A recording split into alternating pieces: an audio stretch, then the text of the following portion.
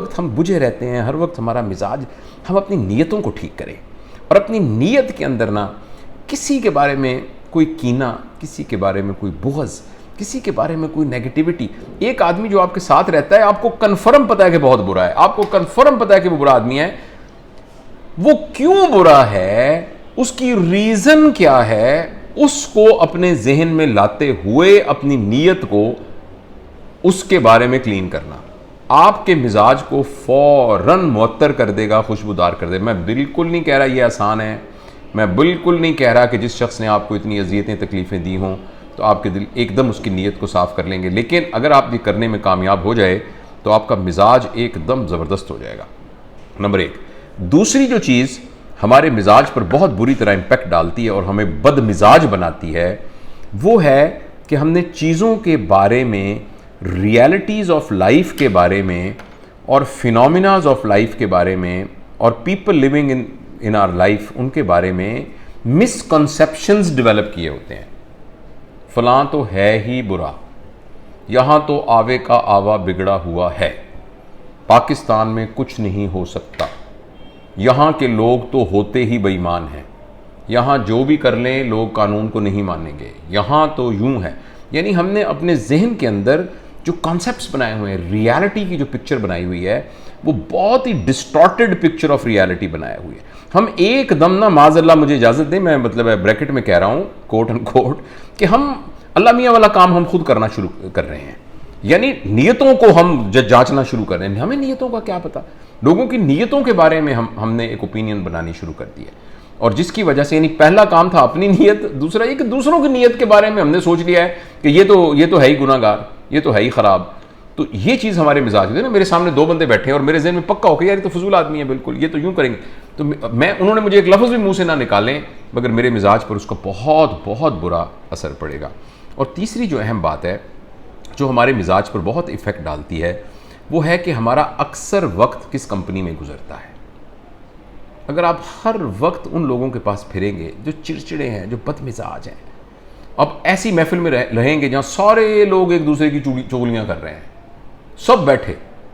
बैठे जो है ना, वो मैं अपनी, यानी अगर ख़वातीन मतलब मर्द भी ऐसे ही होंगे, खुदा ना खास्ता मेरा किसी उसको जेंडर को वो नहीं करना, कि चार औरतें बैठी हैं, सारी अपने अपने खामद की बुराइयाँ की जा रही हैं और ये साबित करने की कोशिश कर रही हैं कि तुम्हारा खामद कितना बुरा होगा, मैं साबित करती हूँ मेरा खामद तुमसे ज़्यादा बुरा है।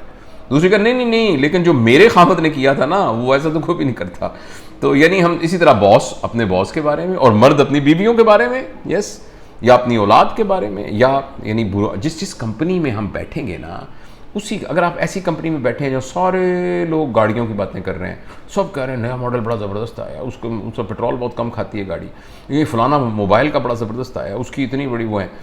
इसी तरीके से आप उस माहौल में बैठे हैं जहाँ सब लोग अल्लाह वाले हैं, जो आखिरत की बातें कर रहे हैं, तो ऐसे लोग बैठे हुए हैं जो उसवा नबी की बातें कर रहे हैं, ऐसे लोग हैं जो अखलाकियात की बातें कर रहे हैं, ऐसे लोग जो दयानतदारी की बातें कर रहे हैं, हाई वैल्यूज़ की बातें कर रहे हैं, तो आप देखिएगा कि आपके मिजाज पर उसका इफ़ेक्ट होगा। तो लिहाजा ये तीन चीज़ें जो है ना वो करती हैं, तीन चीज़ें अगर हम अपने आप पे करें तो देखें, असल तो ज़िंदगी दिन ही गुजारना है ना, सुबह से लेकर शाम तक अगर आपका अच्छा गुजर गया तो ज़िंदगी का एक सेगमेंट अच्छा गुजर गया, अगले दिन अच्छा गुजर गया, अगले दिन अच्छा गुजर गया। इस सारे सेगमेंट में अगर एक शख्स मौजूद है जिसकी बातों की वजह से आपको मुसीबत आ रही है बहुत ज़्यादा, तो आप इन तीन चीज़ों पर एफर्ट करें तो आप देखिएगा कि उसकी बातें जो है आपके ऊपर असरअंदाज नहीं करेंगी। लेकिन मुझे किसी के दिल के हाल का तो पता नहीं है, मुझे नहीं पता किसी के ऊपर क्या गुजर रही है,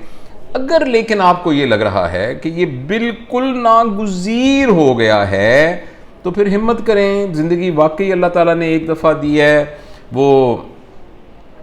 बड़े फ़िलासफ़र और स्पीकर और मिस्टिक हैं इंडिया के, तो वो अक्सर ये कहते हैं, सदगुरु आपने सुना होगा, तो कभी कभी मैं सुनता हूँ उनकी तो वो बड़ी ज़बरदस्त बात उन्होंने की। उन्होंने कहा कि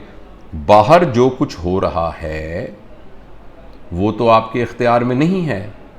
लेकिन अंदर जो कुछ हो रहा है वो तो आपके अपने इख्तियार में होना चाहिए कि नहीं। बाहर एक आदमी गालियां दे रहा है आपको, ये तो आपके इख्तियार में नहीं है, उन गालियों के रिस्पॉन्स में आपके अंदर क्या कैफियत हो रही है, ये तो आपके इख्तियार में होना चाहिए, ये तो आपके इख्तियार में होना चाहिए। तो उसको अपने इख्तियार में लाना। मैं आपको एक्सट्रीम केसेस में मैं ये कह सकता हूँ कि कोई शख्स साइकोपैथ हो सकता है, कोई शख्स बहुत बुरा हो सकता है, लेकिन आप इसको तकरीबन जनरलाइज कर सकते हैं कि मोर देन 90% केसेस के अंदर हमारी अपनी हैंडलिंग एबिलिटी कमज़ोर होती है, हमारे अपने अंदर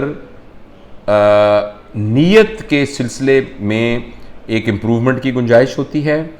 और वर्ल्ड व्यू के बारे में हमारी जो परसेप्शंस बनी हुई है उसको इम्प्रूव करने की ज़रूरत होती है। और तीसरा ये है कि हमें अपनी कंपनी को इम्प्रूव करने की ज़रूरत होती है। जिस कंपनी के अंदर नेगेटिविटी आ रही हो उस कंपनी से अवॉइड करना चाहिए